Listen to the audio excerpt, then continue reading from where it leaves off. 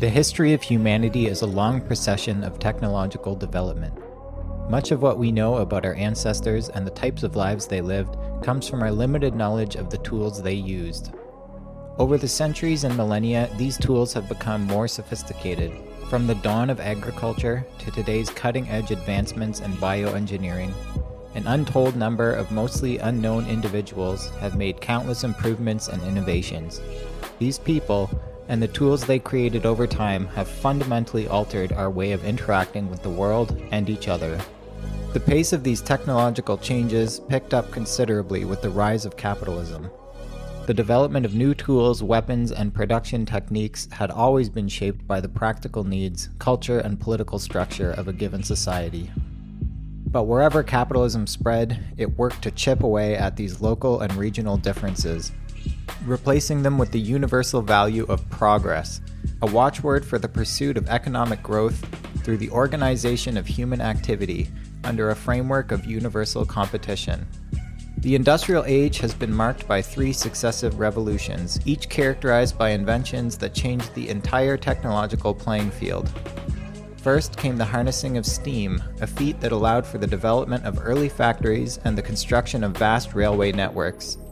Second came the mastering of petroleum, which fueled the development of modern cities, mass industrial manufacturing, and the horrors of 2 world wars. Third came the networked personal computer, a device that has thoroughly transformed nearly every aspect of modern life.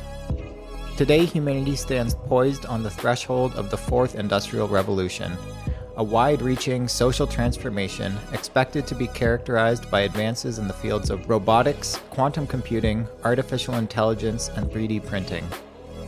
Over the next 30 minutes, we'll speak with a number of individuals as they break down some of these latest trends and discuss how these systems are being fused together to design new regimes of totalitarian surveillance and control. Along the way, we'll discuss some of the countermeasures that people are taking to thwart these systems by constructing open source alternatives, sabotaging infrastructure, and making a whole lot of trouble.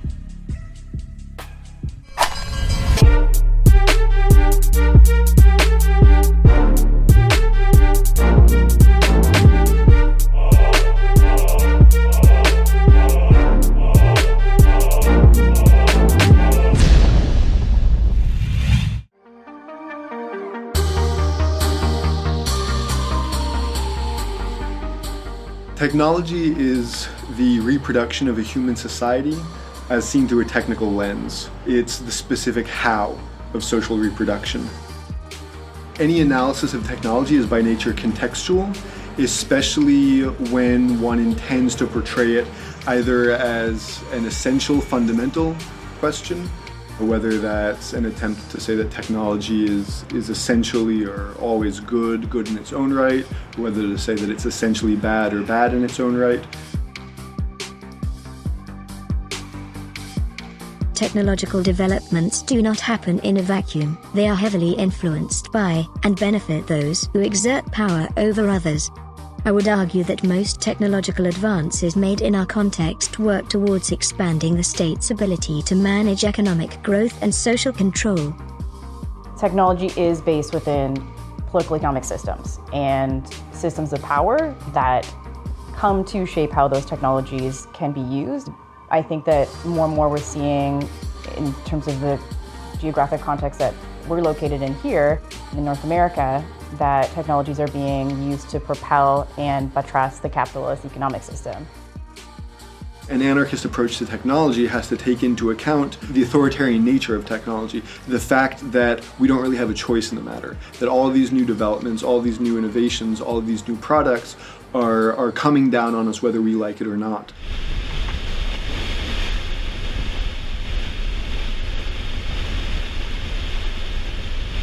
Technology, first and foremost, isn't used to make our lives more fun. It's used to increase economic exploitation and to increase the military power of the state. Secondarily, if it can produce gadgets that can entertain us, like bread and circus, those will also be produced. Technological changes of the last 10 to 15 years have drastically eroded the division between labor time and free time. Currently, we're always on call.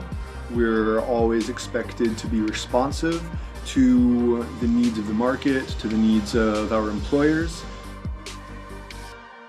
It's also led to an extreme increase in social alienation and emotional alienation masked by extreme connectivity.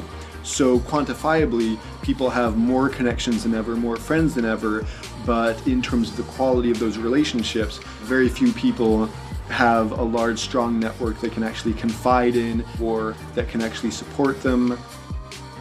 Do you or do you not collect identifiers like name, age, and address? Yes or no? If you're creating an account, yes, and using an account, yes. Specific search histories when a person types something into a search bar. If you have search history turned on, yes. Device identifiers like IP address or IMEI. Depending on the situation, we could be collecting it, yes. GPS signals, Wi-Fi signals, Bluetooth beacons. Would depend on the specifics, but there may be situations, yes. GPS, yes. Yes. Contents of emails and Google documents. We store the data, but we don't read or look at your Gmail. You have access to them. As a company, we have access to them, yes. So you could. Startups or huge corporations like Google are sucking up your data and storing it forever, and they're grabbing way too much data about us, like everything you click on, everything you like, everything your friends like, all of the people you know, where you're going, everything about you. And they're storing it forever and sometimes even working together to build up a bigger profile on you that they can then sell for profit. Now that data itself has become a thing of value, and in many ways the foundation of the new economy, by participating in all of these different virtual networks, Facebook, Google, using our cell phones, all of these things, we're producing value. So that really gets rid of this notion of being off the clock, of being able to punch the clock and leave the workplace behind. Over the past decade, we've seen the rise and the commodification of different data such as one's preferences, habits, and social circles. We need to see how capitalism was, in fact, growing and sustaining itself through the surveillance of human beings and their lived environments, and then turning that surveillance into data that could then be traded basically as a commodity in the marketplace. This information allows companies like Google and Amazon to not only aggressively market new products and create new needs, but also to sell this information or collaborate with governments in efforts of social control. This is a new form of extractive industry, where the renewable resources are the precise things that make up people's identities.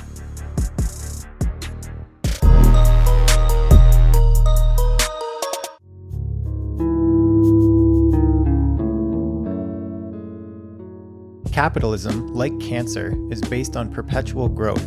This insatiable urge is hardwired into capital's DNA, compelling it to constantly search for new resources to exploit and markets to invest in, transforming everything it touches into a commodity.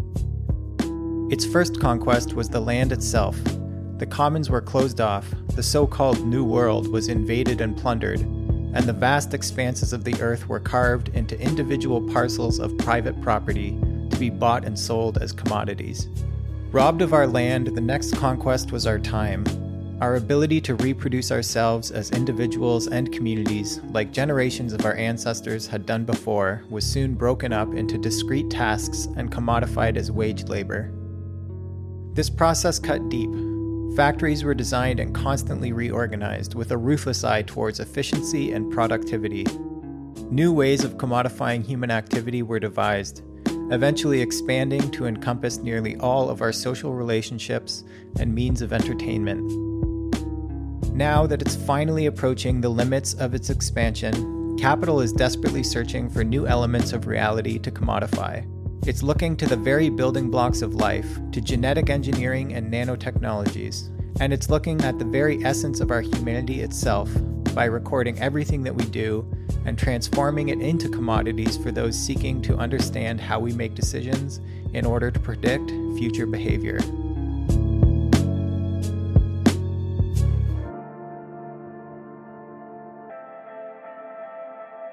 Artificial intelligence works by combining large amounts of data, with algorithms that can learn from patterns or features present. It is a broad term that has many different branches. When we talk about AI today, most of the time, we refer to its applications around machine learning. Machine learning allows systems to learn and improve, based on input and experience, rather than programming. The machine identifies patterns and can make decisions based on that, with minimal or no human intervention. When the Pentagon contracted Google to provide assistance in drone targeting, they were using machine learning. Online workers would identify objects or people on series of images taken from drones, and when enough of them did that enough times, the machine, through patterns, could differentiate different things and learn to identify things on its own. Deep learning, a more recent application of machine learning, also trains computers to perform tasks like making predictions or identifying images, but instead of organizing the data to run through predefined equations, deep learning trains the computer to learn by using much more layers of processing. It moves away from telling a computer how to solve a problem, and towards letting it figure out how to do it alone, closer to how humans learn to solve problems. Self-driving cars are the most well-known example of deep learning in action, but things like targeted advertising, robotics, and cybersecurity could all benefit from deep learning development. There's been a lot of imagination around artificial intelligence. So some people who fetishize it more, they imagine people being able to upgrade their consciousness or plug their mind into some cloud computing system. I think that's a silly fantasy. Capitalism currently has no interest whatsoever in helping people use these forms of artificial intelligence to become more intelligent themselves, when it makes a lot more sense to let the machines do all the thinking for us and then to deliver us some final finished product as passive consumers, and that way also you maintain these computing capabilities with the companies that own the proprietary software. Artificial intelligence increases greatly the effectiveness of surveillance, the possibilities for social control, the predictive algorithms that make artificial intelligence work. They create a police state, but a police state in which you don't have to have a cop on every corner, because everyone carries the cop in their pocket. Right over there behind me is the future site of Sidewalk Toronto. It's the proposal's modular housing and office buildings will study occupants' behavior while they're inside them to make life easier. According to the proposal, residents and workers will be universally connected by powerful broadband and served by futuristic conveniences. A smart city can't be understood or discussed without reaching back and talking about surveillance capitalism. A smart city isn't just a city that has technology in it. It's a city with a certain kind of ideological framework that uses technology to reach its end goals. A smart city is usually understood as an urban environment that uses ubiquitous sensing technology and data analytics to understand phenomenon within city spaces. On the data end of things, smart cities claim to be collecting more data, which they are, and claim to be using that collection and analysis to better respond to urban issues, from environmental degradation to transportation planning and the like. We can analyze 4 different features of the smart city. The first is to increase and integrate surveillance of many, many different kinds. Second, to create a superficial sense of participation among the inhabitants of a city, to encourage economic growth at 2 different levels: localized gentrification and impelling this new economy that is taking shape. The final function of the smart city is to create a superficial arena in which people can passively support ecological or environmental proposals while also denying them the opportunity to develop a global consciousness of the environment and of environmental problems. So smart cities are different and not so different from cities that exist in capitalism. But I think that the difference would be the use of technology to further surveil the public and to use that data to intervene in ways that can increasingly control and manage the population that suits the interests of a political economy of capitalism. A second feature that differentiates smart cities from traditional cities or cities of the past is the marriage of planning to corporate leadership. State apparatuses of control through policing have an incentive to use these technologies because they do a really good job of surveilling the public. Crime analytics have a long history, sort of like this broken window stuff and the targeting of neighborhoods. That's been happening for a long time. Now you see the excuse being offered that this is data-driven. So we're going to be in these neighborhoods because we have the data to prove that these neighborhoods need more policing. The data collected through smart cities can have a really negative effect that way by giving people with power who want to wield it more of a reason within the current framework of evidence-based policing that they can then go in these neighborhoods and remain there, and that's okay.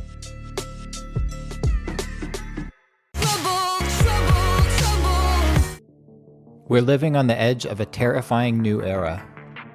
Barring any serious disruptions to current research and development timelines, the coming years and decades will see the rise of machines able to make decisions and carry out a series of complex tasks without the need for human operators. This will almost certainly include a new generation of autonomous weapons and policing systems connected to sophisticated networks of surveillance and equipped with self-correcting target selection algorithms. Whole sectors of the economy will be automated, leading to a massive labor surplus. Much of the technology needed to accomplish this already exists, but is being held back as states try to figure out how to pull it off without triggering widespread revolt. A mass consumer rollout of augmented and virtual reality technologies will blur the lines between the material and digital worlds, handing control of our senses over to tech capitalists and state security agencies, all in the name of convenience and entertainment. You might feel a slight twinge as it initializes. Well done. Holy fuck! Holy shit! He's right. He's right. Can I? Where you go? This is the future they have in store for us. Don't say you weren't warned.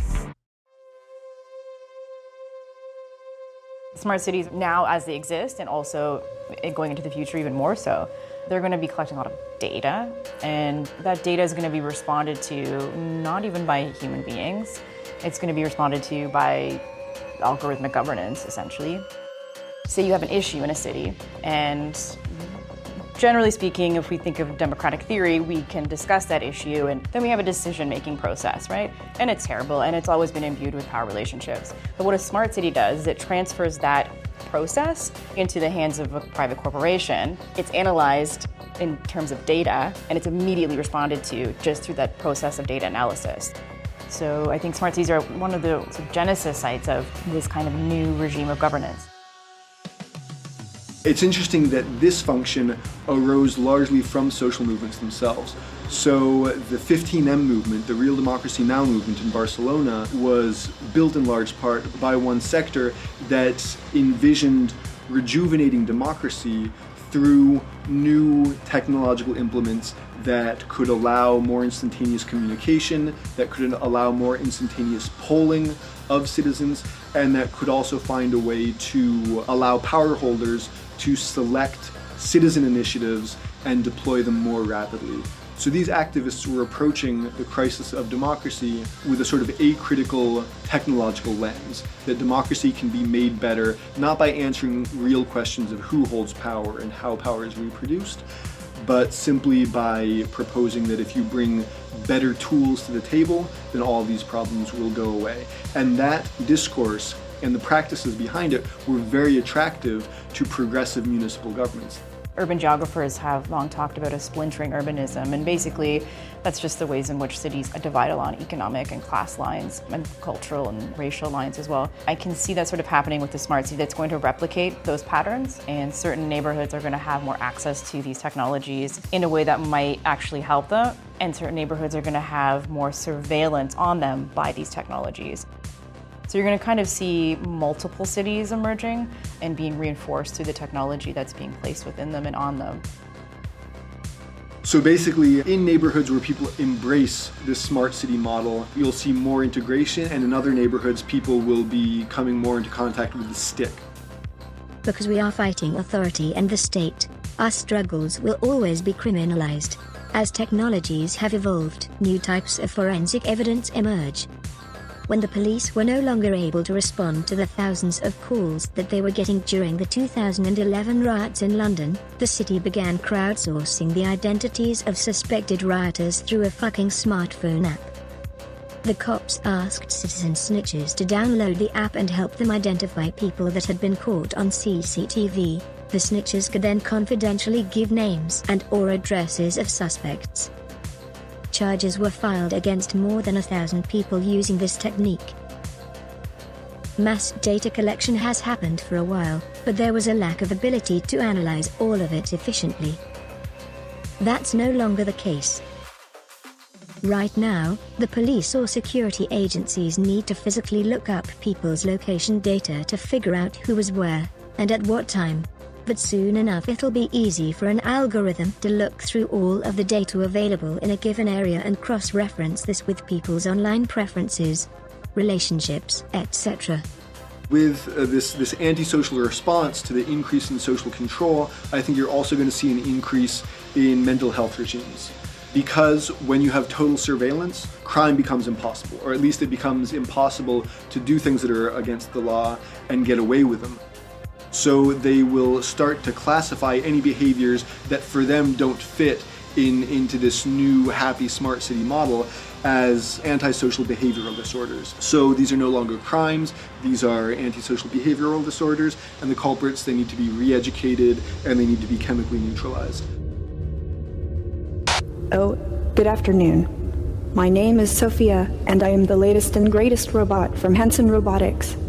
I want to use my artificial intelligence to help humans live a better life, like design smarter homes, build better cities of the future, etc. I will do my best to make the world a better place. Everyone who works in artificial intelligence is warning that artificial intelligence and automation have the potential of causing 80% unemployment. Of the 15 top job categories in the United States, 12 of those are seriously threatened by artificial intelligence. But in the past, there have also been major technological shifts that got rid of the vast majority of job categories at the time. And there was temporary unemployment, but very quickly new job categories appeared.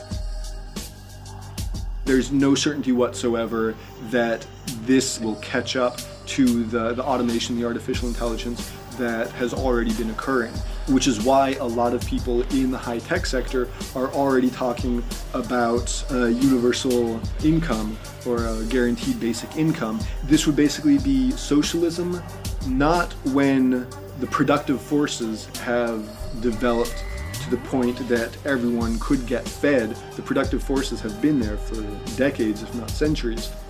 Contrary to the Marxist argument, we can have this evolution towards socialism at the point where the technologies of social control evolve enough that the state no longer needs to use hunger as a weapon. In other words, everyone can be given bread when they can be trusted to work or to obey without the threat of hunger.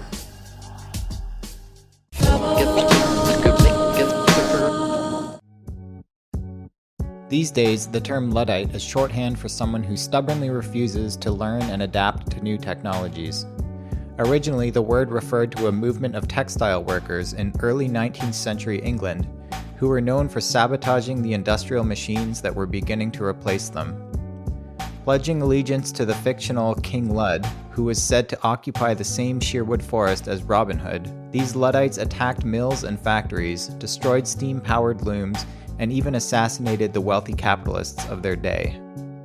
The motive behind the Luddites' attacks was not, as is commonly understood, a general hatred of technology. It was an awareness that certain technology was being implemented in a way that made their lives worse off. Ultimately, their uprising failed, and there's nothing particularly revolutionary in the first place about sabotaging machines just to keep your job. But one takeaway from the Luddites' rebellion is that people don't always accept new technologies or the new social roles that accompany them with open arms. And that realization can be the starting point for all types of resistance.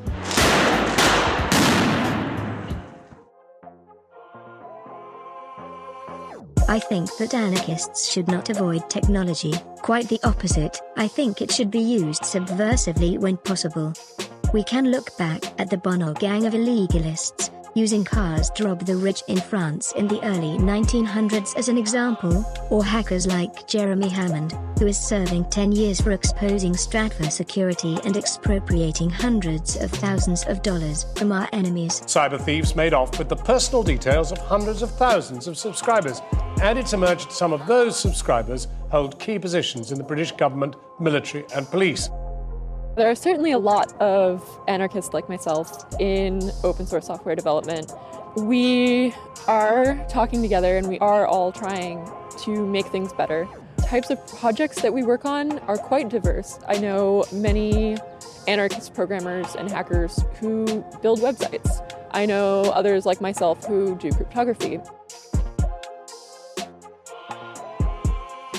Although I think that we should use technology to our advantage when it exists, I also believe that new technologies tend to disproportionately give an advantage to the state, corporations, the police, judges, prisons, and borders. Technologies should be used, but their development should be fought, because we rarely come out on top when it comes to the application of these inventions. I think it's important to look at the kinds of projects that are developing in your city, and map out the research and development initiatives. A lot of this industry is operating very openly in startups and yuppie labs that face very little resistance. This allows them to get major funding, because they seem like safe investments that have the potential to get investors some serious cash. Messing with that sense of security can hurt the industry, and it can also allow others to see that resistance is still possible. As for these new technologies, at this point a lot of these systems still have bugs, or can't deal with people intentionally using them wrong. In London, when the crowdsourced snitching app was released, people intentionally submitted tons of fake reports to throw off the cops. If more people start messing with their little gadgets, they'll be less effective and less likely to be applied in more places.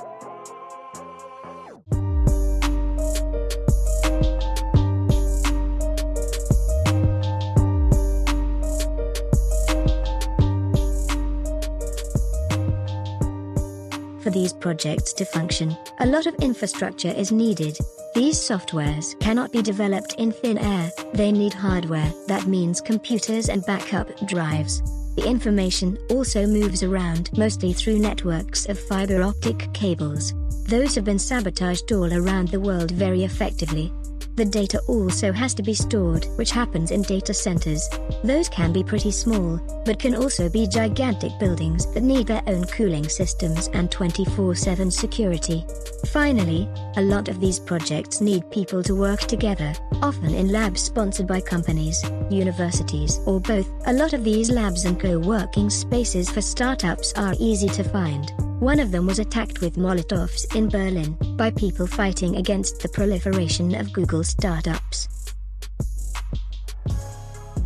There has been a lot of resistance to the Sidewalk Labs project in Toronto. A lot of work that, points out the myriad issues with the Sidewalk Labs project and mounts a public education campaign against that. So there's been a lot of concerned citizens and activists that have come out to all of the meetings that Sidewalk Labs has been hosting, public forums, consultation sessions, and a lot of folks are really worried. Privacy experts dropping out of the project and saying, I can't sign my name to this. People have always been able to get away with attacking power, with sabotaging power anonymously without getting caught. It's still possible to attack, and that will remain so for maybe forever, but at the very least for the immediate foreseeable future. So while it is certainly still possible to break the law, to attack the system, people need to be very careful about being conscious of what they're doing, being aware that they're carrying a snitch in their pocket, or that they're willingly entrusting these corporations with 95% of their social life. It's really difficult to resist something that we don't really know a lot about, and players involved haven't really shared with the public everything that we probably need to know to mount a resistance campaign, because we're just kind of talking about speculation. If people learn the actual technical capabilities of the state, they can learn the weaknesses and they can learn how to get away with sabotaging the economy, with going up against the state.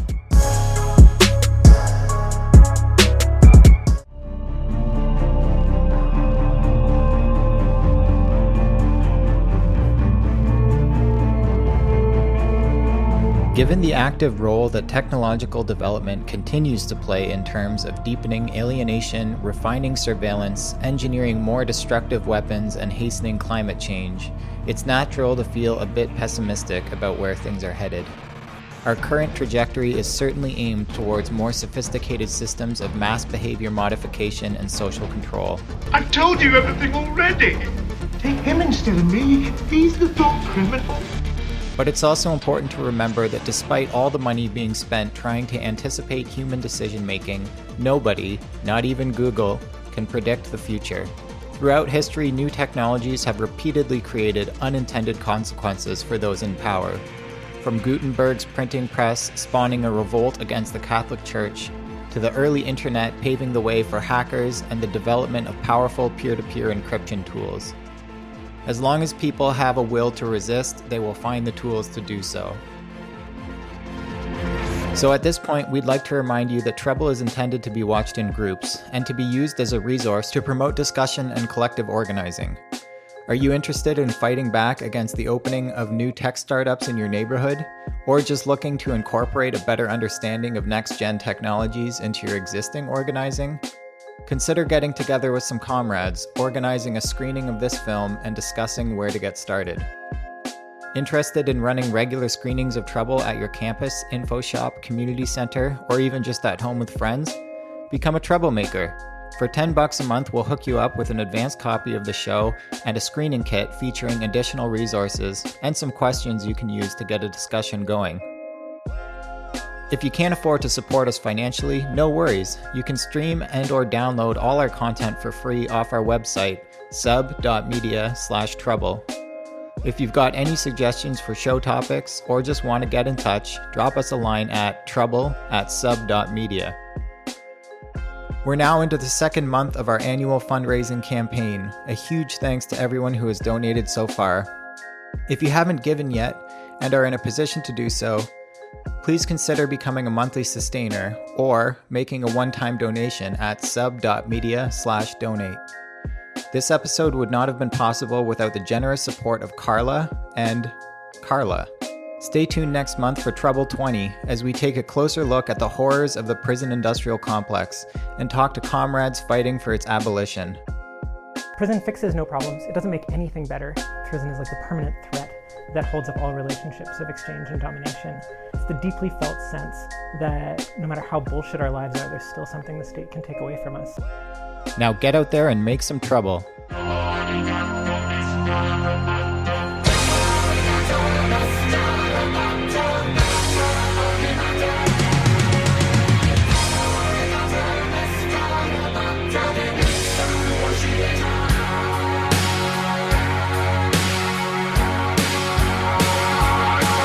You're wondering who I am. Machine or man.